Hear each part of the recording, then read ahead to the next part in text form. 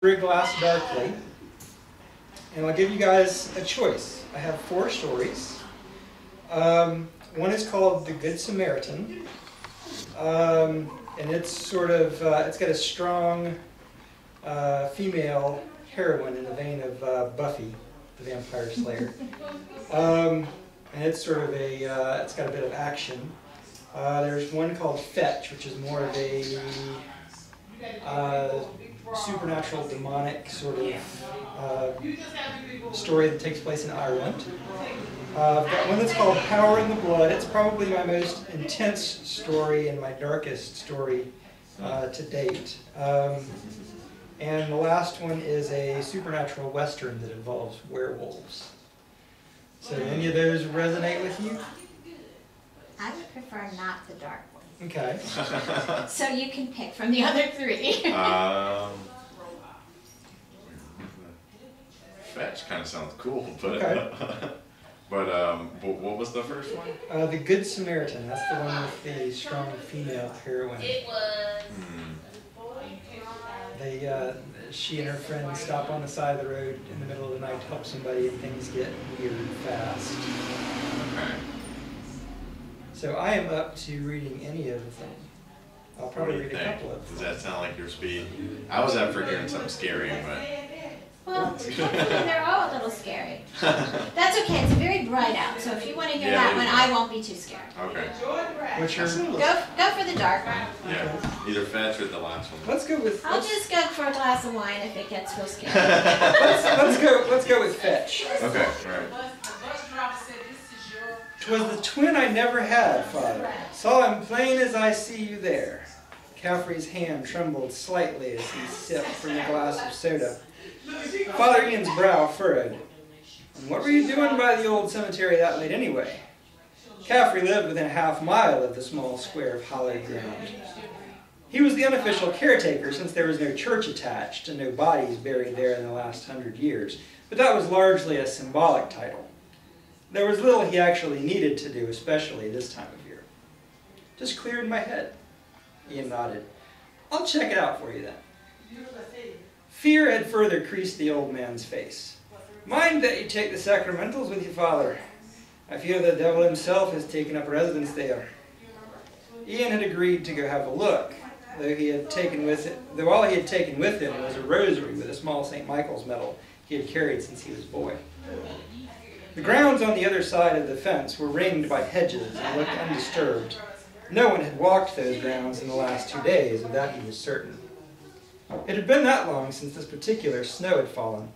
That put the lie to old Caffrey's claim that he had seen someone walking here last night. He shook his head. He loved the old man, and in 99 cases out of 100, he would believe anything that Caffrey said. He had given up the drink 10 years ago, and by all accounts hadn't fallen once.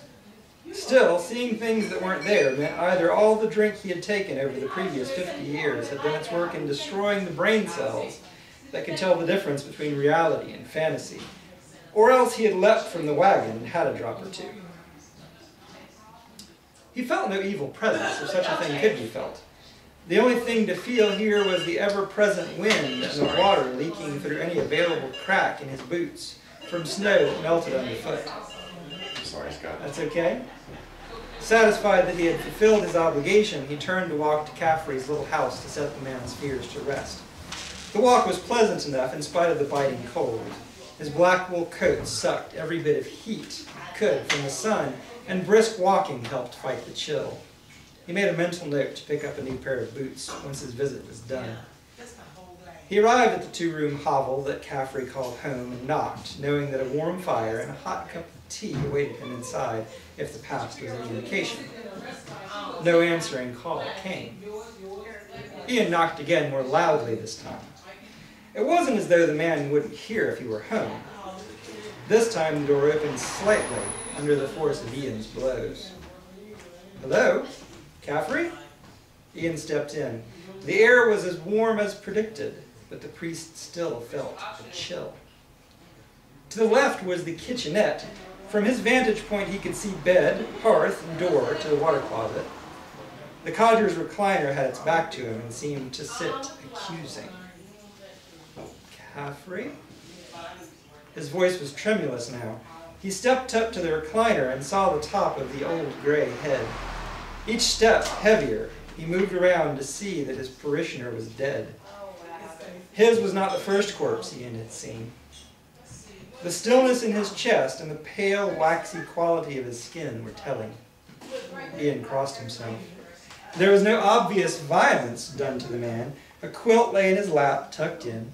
A cup of tea sat on his side table, half drunk. He was mildly surprised to see a new bottle of brandy next to it. Little of the alcohol was missing, perhaps enough to add a little bit of additional warmth to the cup. Poor, poor man. There was no phone here to call 999. He knew that his cell phone would get no signal this far from town and left it in his car. He would call the Gardaí station at his earliest opportunity and meet them back out here if they needed him. There was nothing more he could do here now. He turned to go when something caught his eye. There was a scrap of paper clutched in Caffrey's weathered hand. He also saw the stub of a pencil and a fold of quilt. Knowing he probably shouldn't touch the body or disturb the tableau, a part of him wondered if this might be a deathbed confession of some sort. As this man's confessor, he felt bound to at least read it before anyone else. With the utmost respect, Ian carefully pulled the paper from the dead man's hand. Thankfully, it didn't tear.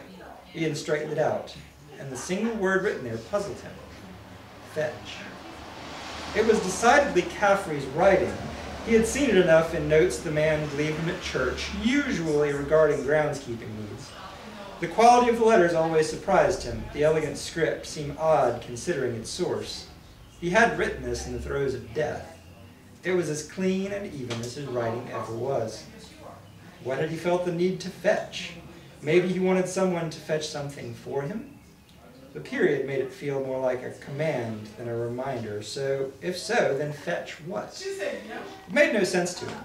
He placed the paper on the side table, one for the Gardaí to figure out. He looked at the corpse again. Goodbye, old friend. Rest in peace. He made sure that the door was well closed behind him. The walk back toward the ancient cemetery was colder. The sun was still out, but something had drained from the world with the knowledge that he had failed Caffrey at the last. He decided to make it up to the man's memory at least. He would come back here with holy water and perhaps his scapular and bless the cemetery properly. It wasn't that he thought there was anything evil here. He wasn't sure he still entirely believed in that sort of evil, but it would make him feel better and it wouldn't do any harm. The late afternoon light suddenly became even more dim. Ian looked up to see clouds crossing the face of the sun. It looked like they were going to get another flurry. He doubled his efforts, wanting to get back to the car before it started. As he neared the hedgerow, he saw movement out of the corner of his eye. Now, more than his body was cold, as a chill wrapped around his heart. He changed course slightly. If there was someone there, then maybe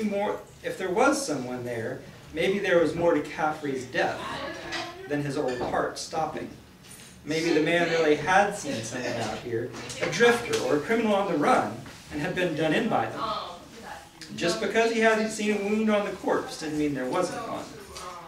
"You there!" he called out, the sound of his words muffled by snow and the realization as he spoke them that if this was a drifter, or worse, had a weapon of any kind, Ian might soon be joining Caffrey. There was no answer, but clearly saw movement like someone was crouching down behind the hedges. The Gardaí would want a description, or they would assume it was a dog or some other animal. Another furtive movement almost convinced him that it was until the man stood. Ian's jaw dropped. It was as if he looked in a mirror.